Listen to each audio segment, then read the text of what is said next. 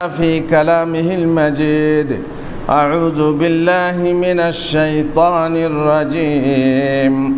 يرفع الله الذين آمنوا منكم والذين أوتوا العلم درجات. সম্মানিত উপস্থিত ভাইরা ও মায়েরা, আজকে জুমার খুতবা বড়দেরকে নিয়ে। সমস্ত প্রশংসা আল্লাহর জন্য, দরুদ ও সালাম বর্ষিত হোক মুহাম্মদুর রাসূলুল্লাহ সাল্লাল্লাহু আলাইহি ওয়াসাল্লামের উপর। ইলম তলব করা ফরজ। কোন সময় ইলম তলব করতে হবে, এটা হচ্ছে ভালো সময় কোনটা, সেটা হচ্ছে প্রশ্ন। মানুষের জীবনে শৈশব আছে, কৈশোর আছে, যৌবন আছে, প্রৌঢ়ত্ব আছে, বার্ধক্য আছে, সবশেষে স্থবিরতা আছে। সব থেকে সুন্দর সময়, ভালো সময় হলো কৈশোর ও যৌবনের শুরু অংশ। এই সময়ে যদি ইলম শিক্ষা করতে পারে তাহলে তার ইলম বড় মজবুত হয় ও ঠোস হয়। কিন্তু দুঃখের বিষয়, অনেকে মনে করেন যে যদি এই বয়সে ইলম শিক্ষা না করা হয়, যৌবনের শেষের দিকে প্রৌঢ়ত্বে অথবা বার্ধক্যে আর ইলম শেখা যায় না, বয়স চলে যায় আর শেখার সময় চলে যায়। ফলে যারা শেখে নেই তারাও, যারা তাদের কৈশোরে যৌবনে শিক্ষা গ্রহণ করেনি তারাও মনে করে বাস আমাদের দায়িত্ব খালাস। মেয়েরা বিয়ে হয়ে গেলেই তাদের দায়িত্ব খালাস হয়ে যায়। মেয়েরা এবং ছেলেরা চাকরি পেয়ে গেলেই তাদের দায়িত্ব খালাস হয়ে যায়। আর ইলম চর্চার দরকার নেই, অতিরিক্ত কিছু জানার দরকার নেই বলে তারা মনে করে। আর যারা মোটেই শিক্ষা করে না, মোটেই শিখে না, তারা বড় হয়ে গেলে ভাবে আমাদের ট্রেন ফুকুলে গেছে, সময় ফুকুলে গেছে, চলে গেছে, আর সময় ফিরে আসবে না, যৌবন ফিরে আসবে না, আর ইলম চর্চাও করা যাবে না। কিন্তু আসলে তা নয়। আপনি বহু বৃদ্ধ মানুষ বা প্রৌঢ় মানুষকে আপনি জিজ্ঞেস করবেন আল্লাহ কোথায় আছে, বলবে আল্লাহ সব জায়গায় আছে। অথবা আল্লাহ মুমিনের অন্তরে আছে, সঠিক খবর সে বলতে পারবে না। আল্লাহর কোনো রূপ বা আকার আছে না নেই, বলবে না আল্লাহ নিরাকার। বেশিরভাগ মানুষ আপনাকে জবাব দেবে আল্লাহ নিরাকার। যদি জিজ্ঞাসা করা হয় যিশুর বাবার নাম কি, তখন সে বলবে জোসেফ, কারণ সে স্কুলে পড়েছে। যদি ধারণা আপনি তাদের কাছ থেকে নেন যে নারী পুরুষের অধিকার ইসলামে সমান কি না, তারা বলবে পরিবেশ থেকে ইলম গ্রহণ করে। আর আজকাল তো একটা জাহেলদের ইলম শিক্ষার মাধ্যম হচ্ছে ইউটিউব এবং সিনেমা। উপন্যাস যারা পড়ে তারাও ইলম চর্চা করে থাকে এবং সেখান থেকে নিজেদের আকিদা গ্রহণ করে থাকে। কবি নজরুলের কবিতার বইগুলো পড়ে বহু আকিদা ধারণ করে থাকে এবং তারা মনে করে নারী পুরুষ সমান, তারা মনে করে সর্বধর্ম সমান। তারা লা ইলাহা ইল্লাল্লাহর আসল বা সঠিক মানে জানে না। তারা যে দোয়া আল্লাহর কাছে করে সে দোয়ার অর্থ জানে না। অথচ দোয়ার অর্থ না জানলে আল্লাহ তাআলার কাছে দোয়া কবুল হয় না। নামাজে কি বলছে, আল্লাহু আকবার থেকে নিয়ে আসসালামু আলাইকুম ওয়া রাহমাতুল্লাহ পর্যন্ত, তার ভিতরে কি পড়ছে তার সঠিক উচ্চারণ জানে না এবং তার মানেও জানে না। আল্লাহ তাআলার বহু সিফাত ও গুণাবলী আছে, আল্লাহ তাআলাকে সঠিকভাবে জানতে শেখে না এবং মানতে শেখে না। আর অথচ তারা মনে করে আমাদের ট্রেন ফেল হয়ে গেছে, আর উপায় নেই শেখার, বলে তারা শিক্ষা বন্ধ করে দেয় কিন্তু তা নয়। শেখার কোনো বয়স নেই, শিক্ষার কোনো বয়স নেই, যে কোনো বয়সে শেখা যায়। যদি সে শিক্ষা ফরজ হয় তাহলে সব সময় শেখার, এমনকি মরণের আগে পর্যন্ত তাকে শিক্ষা করতেই হবে।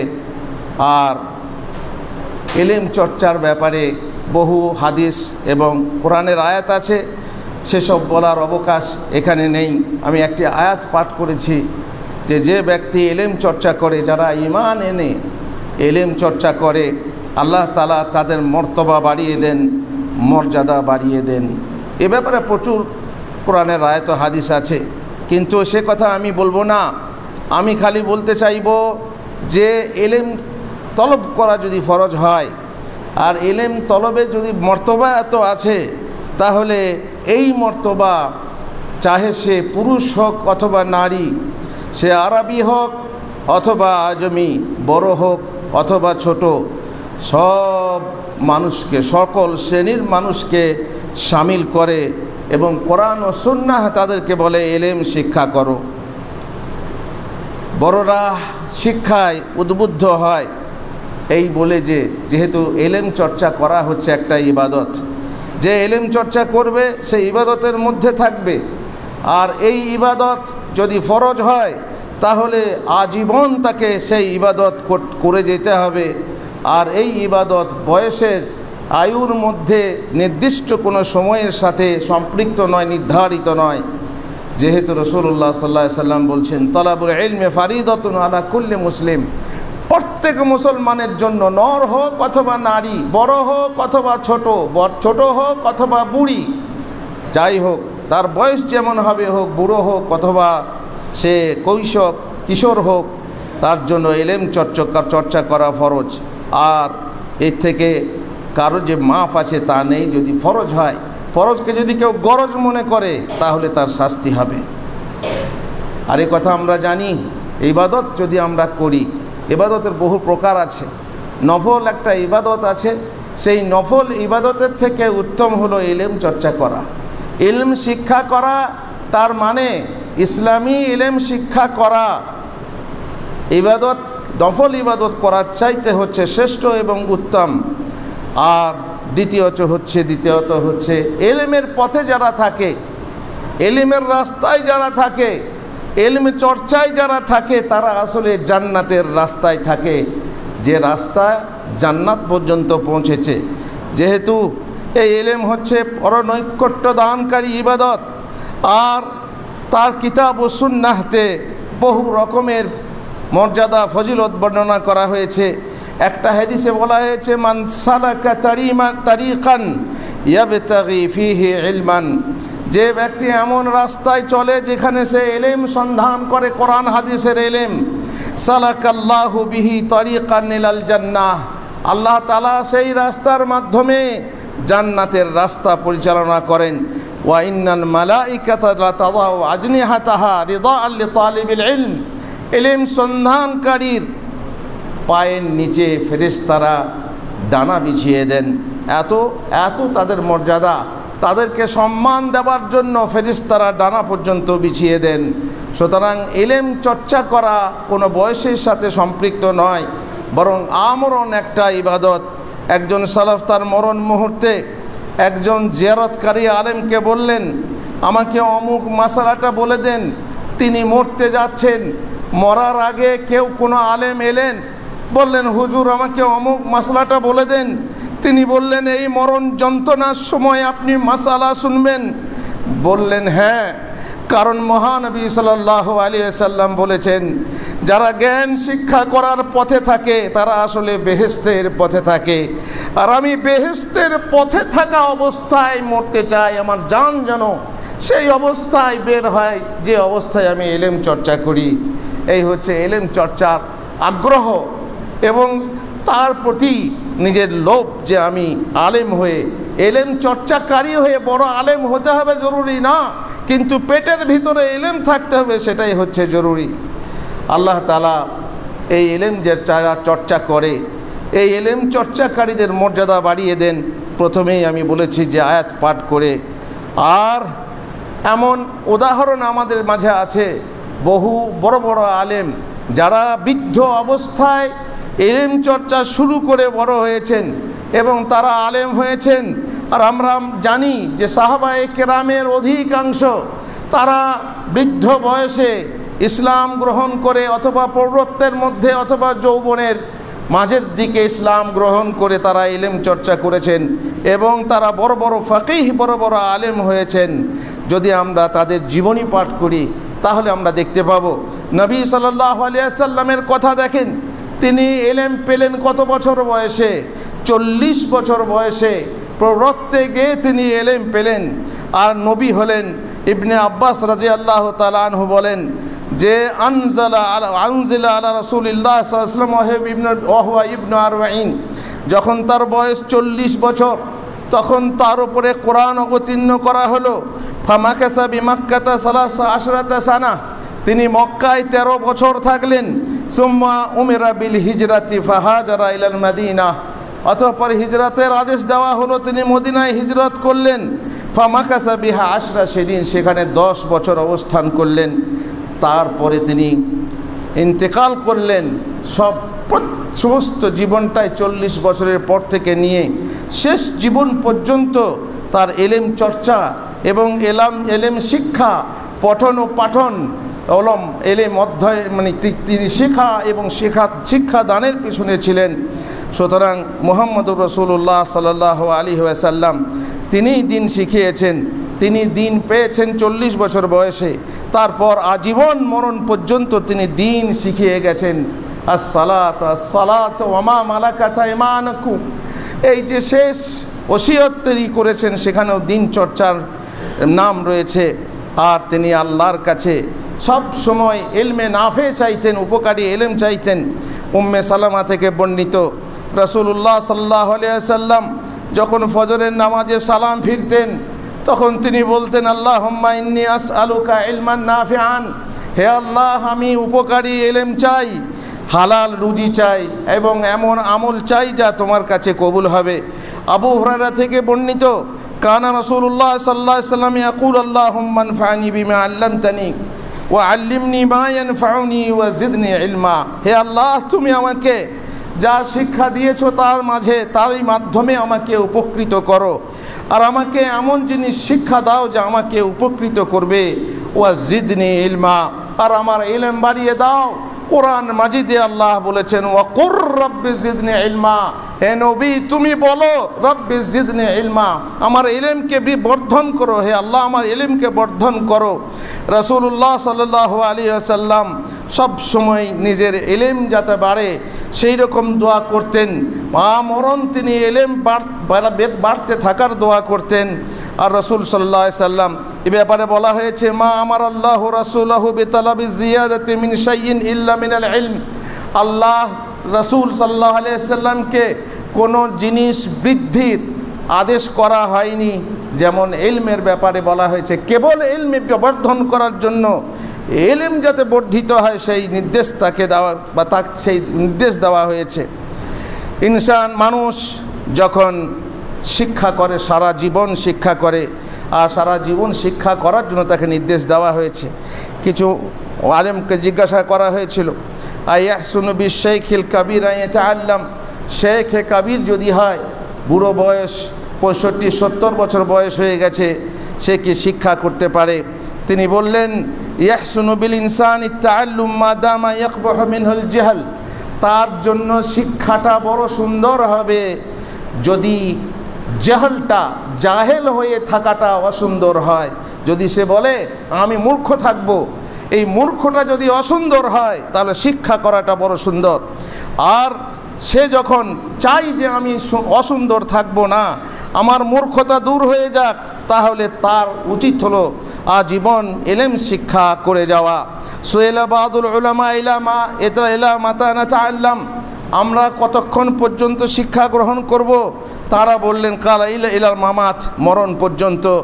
ইমাম আহমদ বিন হাম্বল থেকে বর্ণিত আছে, মাল মেহবারাতে ইলাল মাকবারা, কালির দোয়া যখন থেকে তুমি গ্রহণ করেছো সেই সময় থেকে নিয়ে কবরস্থান পর্যন্ত, অর্থাৎ মিনাল লাহদি ইলাল মাহদ, মানে মায়ের কোল থেকে নিয়ে কবরস্থান পর্যন্ত এলেম শিখে যাও, তার মানে মরণ পর্যন্ত তুমি এলেম চর্চা করো এবং এলেম শিক্ষা করো।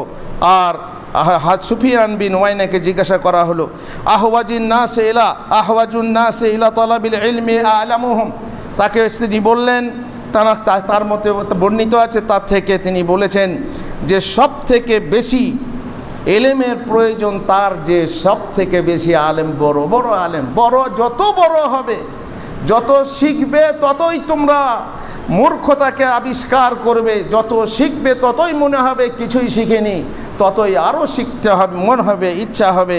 লিয়ান্নাল খাতা মিনহু আকবাহ, যেহেতু আলেম হওয়ার পর যদি ভুল হয় সেই ভুলটা সব থেকে বড় ভুল হবে। এই জন্য এলেম তাকে চর্চা করতেই হবে, তাহকিক করে যেতে হবে। বড় আলেম হওয়ার পর তাহকিক করতে হবে, তারপরেও আরও অনেক ধাপ আছে, স্তর আছে এলেম শিক্ষার, সেগুলোকে পালন করে যেতে হবে। আব্দুল্লাহ বিন মুবারককে জিজ্ঞাসা করা হলো, যদি আপনি জানতে পারেন যে আপনি আজ সন্ধ্যায় মারা যাবেন তাহলে আপনি কি করবেন? যদি আপনাকে খবর দেওয়া হয় যে আপনি সন্ধ্যা পর্যন্ত বাঁচবেন তাহলে আপনার কাজটা কি হবে? বললেন, মৃত্যু আসা পর্যন্ত আমি ইলম অনুসন্ধান করব। আল্লাহ তাআলা আমাদেরকে তৌফিক দেন। আমরা যারা মনে করি ইলমের দরকার নেই, আমরা যারা মনে করি আমি বিশাল আলেম হয়ে গেছি, আমরা যারা মনে করি যে আমরা সুনমৌলবী, শুনতে শুনতে সুনমৌলবী হয়ে গেছি, কিন্তু তারা ভুল ধারণা করেন ইলম যতক্ষণ না কাজে দেবে, আমলে আসবে, ততক্ষণ পর্যন্ত ইলম উপকারী ইলম নয়। আল্লাহ আমাদেরকে রহম করুন। বারাকাল্লাহু লি ওয়া লাকুম ফিল কোরআনিল আযীম ওয়া নাফা'নি ওয়া ইয়্যাকুম বিল আয়াতি ওয়াজ যিকরিল হাকীম। ইন্নাহু তাআলা জাওয়াদুন কারীমুম মালিকুম বাররুর রাউফুর রহিম।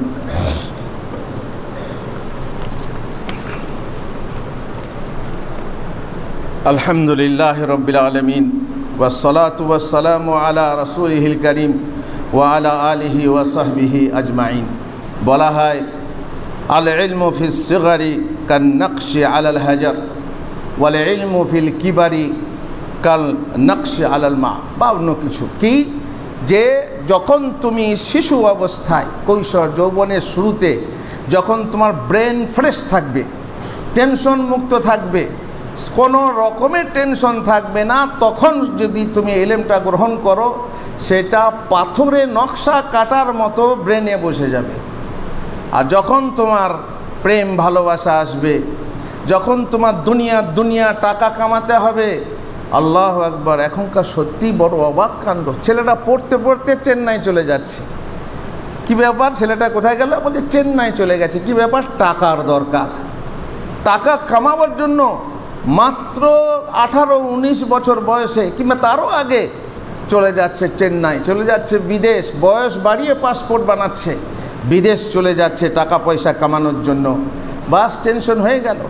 তারপর বিয়ে হলে তো আরও বড় টেনশন, সংসারের টেনশন, ছেলে মেয়েদের টেনশন, এইভাবে বিয়ে দেওয়ার টেনশন, এইভাবে নাতিন পুতিনদের নানা রকম সমস্যা। জামাই হবে তো কেমন হবে, আর বৌমা হবে তো কেমন হবে, নানা টেনশনের ফলে এলিম চর্চা কি হয়, এমন হয় যে তুমি মুখস্থ করবে আর ভুলে যাবে, মুখস্থ করবে আর ভুলে যাবে। তাছাড়া আর একটা কথা আছে, আরবি এলেম হচ্ছে এমন, সেটা অন্য একটা ভাষা, যে ভাষা শিখতে হলে মুখে আসে না, মুখে বের হয় না, জিভ মোটা হয়ে যায়, ফলে উচ্চারণটা সহজ হয় না। বলে বাবা আমার জিভে আর হচ্ছে না, আর সে নিরাশ হয়ে যায়। তারপরে মুখস্থ হয় না, বলে আমার মনে থাকে না। তো মনে তো থাকবে না, এখন তো হয়ে গেছে, ব্রেন এঙ্গেজ হয়ে গেছে, এখন কি করে মনে থাকবে? কিন্তু তবুও মনে রেখো, যদি তোমার সে সময়ে সুসময়ে পড়া হয়নি, এই কুসময়ে বা অসময়ে তোমাকে পড়তে হবে এবং শিখতে হবে। আর এটা যে বৃথা যাবে তা নয়, সবারই ক্ষেত্রে কথা নয় যে বৃদ্ধ অবস্থায় তার শিক্ষাটা পাথরের নকশা কাটার মতো নয়। সুতরাং কথা আমাদেরকে মাথায় রাখতে হবে যে আমরা সব সময় যেন ইলম চর্চা করি। আর এই ব্যাপারে আমাদেরকে উদ্বুদ্ধকারী বহু ঘটনা আছে। বহু মানুষ যারা বড় অবস্থায়, যেমন আসবাগ আল মালিকি, আল কাফাল আল শাশিয়া শাফিঈ, ইবনে হাজম, আরও বহু বড় বড় আলেমা বা আলেম তারা বড় বয়সে, বৃদ্ধ বয়সে শিক্ষা গ্রহণ করেছেন। আর বড় অবস্থাতে শিক্ষা গ্রহণ করেছেন, যেমন ফুযাইল ইবনে ইয়াজ, ইবনুল আরবি, তারপরে ইজ্জ ইবনে আব্দুস সালাম। ইজ্জ ইবনে আব্দুস সালাম এরা বড় হয়ে বড় আলেম হয়েছেন, তারা আকাশের তারকা হয়েছেন। আর আমর ইবনে আলা, তাকে জিজ্ঞাসা করা হলো হাল ইয়াহসুনু বিশাইখি ইয়াতাআল্লাম, বৃদ্ধের জন্য কি এটা ভালো যে সে ইলম চর্চা করে? কালা ইন কানা ইহসিনু বিহি ইয়াঈশা ফাইন্নাহু ইহসিনু বিহি ইয়াতাআল্লাম, যদি সে বাঁচতে চায় এবং বাঁচতে চাওয়াটা সে ভালো মনে করে, তাহলে ইলম চর্চা করাটা তার জন্য ভালো। ইবনে আকিল রাহিমাহুল্লাহ তিনি বলতেন, ইন্নী লা আজিদু মিন লাজ্জাতি তালাব ওয়া আনা ইবনু 80 আশাদ্দু মিম্মা আজিদু ওয়া আনা ইবনু 40। তিনি বলছেন 80 বছর বয়স হওয়ার পরে আমার ইলম চর্চাটা এত মিষ্টি লাগছে যে মিষ্টতা 40 বছর বয়সে ছিল না। যত বুড়ো হই তত আমাকে ইলম চর্চা করতে ইচ্ছা হয় এবং সেটা আমার জন্য মিষ্টি লাগে। ইজ্জ ইবনে আব্দুস সালামের ব্যাপারে আছে, কখন ইলম চর্চা হয় বড় মানুষে যখন ঠকে তখন শেখে, যখন ঠকে যায় তখন সে শিখতে বের হয়, শেখার চেষ্টা করে। তার ব্যাপারে কথিত আছে, ইতিহাসে বলা হয়েছে যে তিনি এক মসজিদে পাশে সেখানে বসবাস করতেন, জামে দেমেস্কের পাশে সেখানে একটা ঘর ছিল, সেখানে বসবাস করতেন। একদিন রাত্রে তার স্বপ্নদোষ হয়, শীতের রাত্রে স্বপ্নদোষ হয়, ফলে তিনি পাশেই যে একটা হাওজ ছিল সেখানে গোসল করেন, তারপরে শুলে আবার স্বপ্নদোষ হয়ে যায়, তারপরে আবার সেই হাওজে সেই শীতের ঠান্ডাতে গোসল করেন। তারপরে বলা হয়েছে তৃতীয়বার আবার এই অবস্থা হয়, গোসল করার ফলে তিনি অজ্ঞান হয়ে যান। আর শেষকালে এমন অবস্থা হয় তিনি যেন গায়েবী আওয়াজ পান বা কারো কাছ থেকে শুনতে পান, ইজ্জ ইবনে আব্দুস সালাম, ইয়া ইবনে আব্দুস সালাম আতুরিদুল ইলমা আমিল আমাল, তুমি কি ইলম চাও না আমল চাও? ফাকাল শেখ ইজ্জুদ্দিন, তিনি জবাবে বললেন আল ইলম, আমি আগে ইলম চাই, লিআন্নাহু ইয়াহদি ইলা আমাল, কারণ ইলম না থাকলে আমলের দিকে আমাকে আগাতে পারবে না, নির্দেশনা দিতে পারবে না। আর বিনা ইলমে যদি কেউ ইবাদত করে আমল করে সেটাতে বিদআত হওয়ার চান্স আছে। সুতরাং তিনি ইলম চর্চা শুরু করে দিলেন। চর্চা শুরু করতে করতে তিনি তারকা হয়ে উঠলেন। দেখুন কি মশলা না জেনে যদি কেউ শীতের দিনে কষ্ট করে গোসল করে এবং সেই গোসলের ফলে যদি সে রোগগ্রস্ত হয়ে যায়, তাহলে সে বিনা ইলমে কাজ করলো, আমল করলো বিনা ইলমে, ফলে সে নিজেকে কষ্টে ফেললো। যেমন একটা হাদিসে আছে যে সফরে একজনের মাথায় ক্ষত হয়েছিল, তারপরে রাত্রে স্বপ্নদোষ হলে তাকে বলা হলো তোমাকে মাথা ধুতে হবে। মাথা ধোয়ার ফলে তার ক্ষত বেড়ে গেল এবং লোকটি মারা গেল। রাসূলুল্লাহ সাল্লাল্লাহু আলাইহি ওয়াসাল্লামের কাছে খবর গেল, বলল যে ফতোয়া দিয়েছে কাতালাহুল্লাহ, কাতালাহ, আল্লাহ তাআলা তাকে তার প্রতি তার বিরুদ্ধে তাকে ধ্বংস করুক যে ওকে ধ্বংস করেছে। সুতরাং বিনা ইলমে ফতোয়া দেওয়া, বিনা ইলমে আমল করা এমন হবে যে বুঝতেই পাচ্ছেন ইলম থাকবে তবে আমল করতে হবে। একজন মহাপুরুষের ব্যাপারে প্রসিদ্ধ আছে, যখন বলা হয় আব্দুল কাদের জিলানীর জন্য যে আমি তোমার ইবাদতে সন্তুষ্ট হয়েছি, তোমার জন্য আমি শারাবে তহুর নিয়ে এসেছি, তুমি আমাকে সিজদা করো।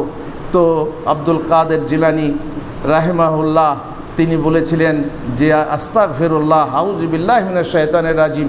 ইলমে তিনি বুঝতে পেরেছিলেন যে স্বয়ং আল্লাহ আমার সাথে কথা বলবেন এটা হতে পারে না, কিন্তু একজন জাহেল সে তার কাছে যখন যাওয়া হলো সে তাকে সিজদা করে দিল, ভাবলো বাহ আল্লাহ তাআলা আমার ইবাদত কবুল করেছেন, এরকম বলে কথিত গল্প আছে। তো মোট কথা যদি জাহেল হয় তাহলে সে আকীদায় ভুল করবে, সে আমলে ভুল করবে, কিন্তু যদি সে আলেম হয় তাহলে সে আকীদা আমলে কোনো সময়ে ভুল করবে না। সুতরাং বৃদ্ধ বয়সে হিংসা করা উচিত, যারা আলেম হয়েছে তাদের হিংসা করা উচিত, যারা ইলম শিক্ষা করেছে তাদের হিংসা করা উচিত। রাসূলুল্লাহ সাল্লাল্লাহু আলাইহি ওয়াসাল্লাম বলেছেন লা হাসাদা ইল্লা ফিসনাতাইন, কেবলমাত্র দুটি বিষয়ে হিংসা ঈর্ষা করা যায়, ওই ব্যক্তির প্রতি যাকে মহান আল্লাহ সম্পদ দিয়েছেন, অতঃপর তাকে হক পথে অকাতরে দান করার ক্ষমতা দান করেছেন, এবং ওই ব্যক্তির প্রতি হিংসা করা যায় যাকে মহান আল্লাহ হিকমত দান করেছেন এলেম দান করেছেন, অতঃপর সে তার দ্বারা ফায়সালা করে ও তার শিক্ষা দেয়। আর ওমর রাদিয়াল্লাহু তাআলা আনহু বলেছেন, তাফাক্কাহু ক্বাবলা আন তুসাওয়াদু, আরে নেতা হওয়ার আগে, সর্দার হওয়ার আগে তোমরা এলেম চর্চা করো। এলেম নেই, কালাম নেই, সব তুমি সর্দার হবে, সর্দারি করবে, জাহেল সর্দার হবে, মানুষকে ভুল পথে চালিত করবে, সেটা হয় না। তুমি যদি রাজা মন্ত্রী কিছু হতে চাও, তুমি যদি মন্ত্রী, প্রধানমন্ত্রী, মুখ্যমন্ত্রী হতে চাও, তাহলে শিক্ষা গ্রহণ করো। তারপর শিক্ষার এত আগ্রহ ছিল সাহাবাদের মধ্যে। ওমর রাদিয়াল্লাহু তাআলা আনহু বলছেন যে আমার এক প্রতিবেশী ছিল, আনসারি প্রতিবেশী, বাড়ি উমাইয়া থেকে। তিনি আওয়ালি মদিনাতে থাকতেন, আর আমি তার সাথে পালি পালি ইলম চর্চা করতাম। বুখারী শরীফের হাদিস যে ইয়ানজিলু ইয়াওমান ওয়া আনজিলু ইয়াওমান, আমরা প্রত্যেক দিন রাসূলের দরবারে ইলম চর্চা করার জন্য যেতে পারতাম না। সে একদিন যেত, আমি একদিন যেতাম। সে যেদিন যেত সেদিনে কি ঘটেছে, কি শুনেছে তা আমাকে বলে দিত, আর আমি যখন যেতাম আমি যা শুনেছি, যা ঘটেছে সব তাকে বর্ণনা করতাম। আর এইভাবে আমরা ইলম চর্চা করতাম। আমাদের মধ্যে কে আছে এই জামাতে, আমাদের মধ্যে কে আছে যারা নিজের বাড়িতে গিয়ে তাদের বউ বেটিকে বলে, আজকে মৌলানা সাহেব এই বিষয়ে খুতবা দিলেন, তিনি এই কথা বললেন, বরং যদি বাড়িতে গিয়ে কাউকে জিজ্ঞাসা করা হয়, কি গো আজ কি শুনলে, একটাও কথা বলতে পারল না। হ্যাঁ অনেক কিছু বললো বাবু, দারুণ বললো, ভালো বললো, সাংঘাতিক বললো, তা বলুন কি বলেছে, তখন আর মুখে বের হবে না। তার কারণ মসজিদে বাইরে গিয়েই লুঙ্গি ঝাড়ার মতো কান ঝেড়ে দিয়ে সব বের করে দিয়ে চলে যায়, মনে রাখে না। কিন্তু এলেম চর্চা কেন করতে হবে? তুমি যখন কবরে যাবে, কবরে যদি তুমি মোমেন হও, প্রশ্নের উত্তর দেবে 3টে প্রশ্নের। তারপরে 4র্থ নম্বরের প্রশ্ন হবে, তুমি জানলে কি করে, তুমি জানলে কি করে তোমার রব আল্লাহ, তুমি জানলে কি করে তোমার দ্বীন ইসলাম, তুমি জানলে কি করে মুহাম্মদুর রাসূলুল্লাহ সাল্লাল্লাহু আলাইহি ওয়াসাল্লামকে তোমাদের মাঝে প্রেরিত করা হয়েছিল। সে বলবে, কারাতু কিতাবাল্লাহ ওয়া সাদ্দাকতুহু, আমি আল্লাহর কিতাব পড়েছি, খেয়াল করে শোনো, আমি আল্লাহর কিতাব পড়েছি এবং সেটাকে সত্যায়ন করেছি। তাহলে তুমি যদি আল্লাহর কিতাব না পড়ে থাকো, তুমি কি জবাব দেবে? তুমি বলো। কবরের এই জবাবটা কি করে দেবে? যদিও তুমি 3টে ইন্টারভিউয়ে পাস করে গেছো, 4 নম্বর ইন্টারভিউয়ে কি করে পাস করবে? তুমি কি করে বলবে যে আমি আল্লাহর কিতাব পড়েছি? মিথ্যা তো বলতে পারবে না। তুমি পড়োনি আল্লাহর কিতাব, আল্লাহর কিতাব কি বলেছে তা তুমি জানো না, সেই অনুযায়ী আমল করো না। আর যদি উত্তর না দিতে পারো, যদি হা লা আদরি বলো, উত্তর দিতে পারলে না, ফেল হয়ে গেলে ইন্টারভিউতে, তারপরে ফেরেশতা বলবেন, মা তালাইতা ও মা দারাইতা, আফসোস যে তুমি পড়াশোনা করো নেই, ঠিক আছে, কিন্তু জেনেও নাওনি, কমসে কম মৌলবি তো হতে পারতে, শুনে তো ভালো ভালো আমলটা চর্চা করতে পারতে। সুতরাং শিক্ষার কতটা মূল্য আছে যদি আপনি অনুধাবন করেন, তাহলে মরণ পর্যন্ত, আপনার মৃত্যু আসার পর্যন্ত আপনি বই পঠন করবেন, ইলমি মজলিসে আসবেন, বসবেন এবং সেই ইলমকে মনে রাখবেন। দুঃখের বিষয় যে বৃদ্ধরা শিখতে চায় না, তাদেরকে নাকি লজ্জা লাগে। বড় বয়সে, এই বয়সে আবার কি পড়াশোনা হয় গো? বলে কি যে দেখো, যদি তোমার এই এটা লজ্জার কারণ হয়, তাহলে জেনে রেখো তোমার মূর্খ থেকে মরে যাওয়াটা আরও বেশি লজ্জা। তুমি না জেনে যে লজ্জাটা হয়, তোমার পড়াশোনা করে যে লজ্জা, তার থেকে বড়।